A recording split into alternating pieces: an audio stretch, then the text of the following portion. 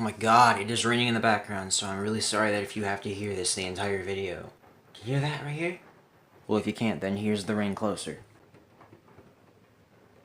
You know, it was relaxing, but when you have to record every night, it's kind of a burden. But no rain's gonna stop me from making today's video. Okay, so today's video was on a topic I have wanted to cover for a long time, but I never really knew how to.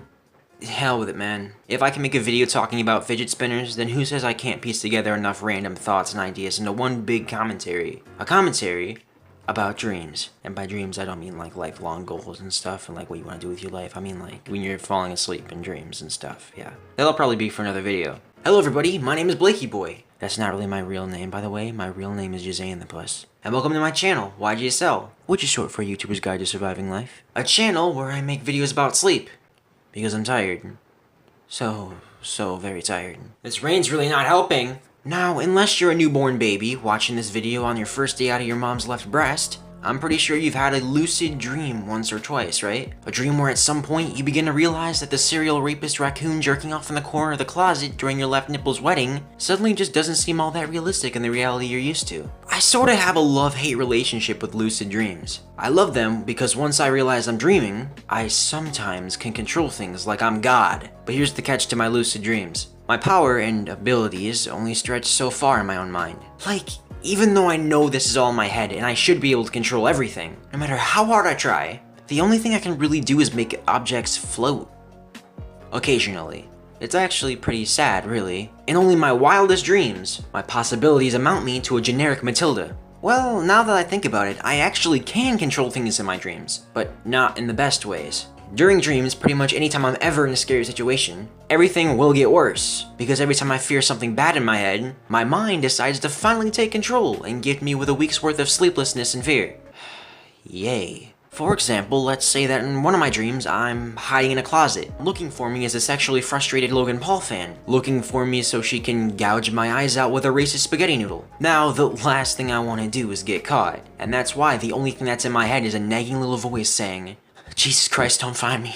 That spaghetti noodle has a thick southern accent, and a lot to say about Black Lives Matter." Well, that's the perfect cue for my godlike powers to finally kick in. And you know what happens next? Something I can't say, because my strike isn't lifted for another 3 months. Christ, it's like I'm on YouTube parole or something. Something that I've always been able to control in my dreams is waking up from one. Even if I don't know I'm dreaming, I just do this thing where I concentrate just a little bit, and then just wake up automatically. Actually, I don't even concentrate. In the peak of a bad dream, when all else fails and I'm 100% sure that this is all really happening, I just decide to wake up by instinct. I don't know how I can do it, but it's like I always know I'm dreaming. Or at least like in the back of my head I do. Really deep down in the back of my head. I told my girlfriend I was making a video about dreams, and offered her to add anything she wanted to say about the topic. So she sent me this little story of a dream that she had recently, I guess, and I'm gonna read it real quick. So this is from her perspective. So, my nephew and I were sitting up in my loft, and there were 3 demons on the other side of the basement near the lights. They weren't doing nothing though. My nephew was just telling them to turn the lights on and off again. And there was also Jesus, and he was wearing a party hat. That was... I think my girlfriend is confusing sleep with an acid trip. I think one of the most vivid dreams I can still remember to this very day was one that I had back when I was like 4 or something. Back then I used to watch a bunch of VeggieTales tapes on the VHS, and I really loved it at the time. But there was this one episode that really scared me back then.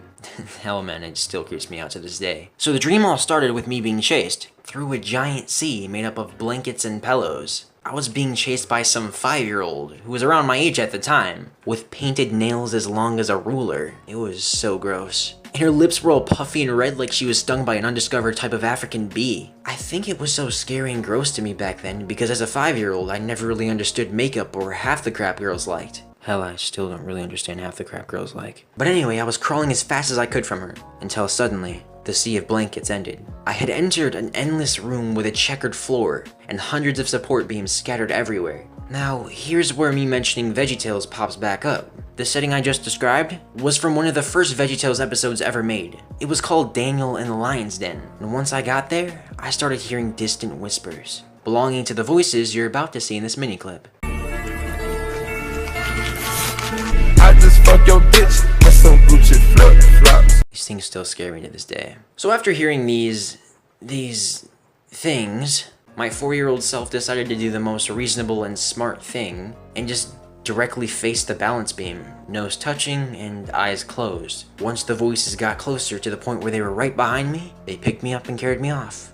I think I woke up at that point. Damn, this rain is getting a lot heavier. Moving on from that, yes, I know I'm all over the place today, but have you ever had a dream where in it you met a girl or guy who you completely fell for, like you had finally found your perfect match, and it's like nothing could ever go wrong in life ever, but then you wake up and you're lonely as hell again, but now even more depressed for a few minutes? Yay. No? Anybody? Just me then, I guess. Lately, I've noticed that many of my dreams take place in a giant city, but this city isn't like any other you've ever seen. It's like the future city from Meet the Robinsons. I've had a lot of dreams where I'd been in that kind of setting, and in a lot of them I just hoverboard around like I'm in some Back to the Future movie or Sonic game. I think those kind of dreams are my favorite, besides wet dreams. You can't beat those. Sometimes I try to overanalyze my dreams, like there's something more to them that there actually is. Yes, of course. A Mexican Mickey Mouse molested my mother's mother, Misha, and slapped her in the ass and said, "What up, it's nice to meet ya." You know, guys, I don't know about you, but this dream is screaming out the story of a fallen romance that has happened in my life. I guess this is just how my body deals with things. I'm so special. Have you ever had a dream where you cheated on your girlfriend or boyfriend, even though you wouldn't in your right mind do it in a million years? But in this dream it was already done, right? You had no choice. Or your head wasn't in the right place or something. Or you just did it because you wanted to and you're a shitty boyfriend or girlfriend. And now in the dream, you gotta tell him or her what you did. I hate those dreams so much, man.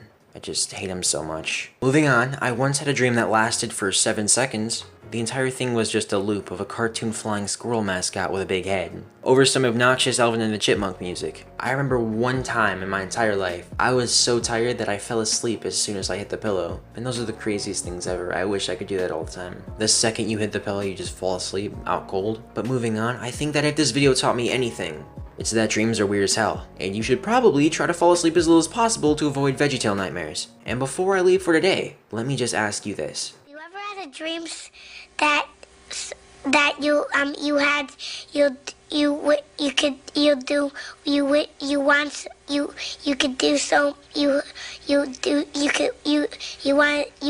him to do you so much you could do anything?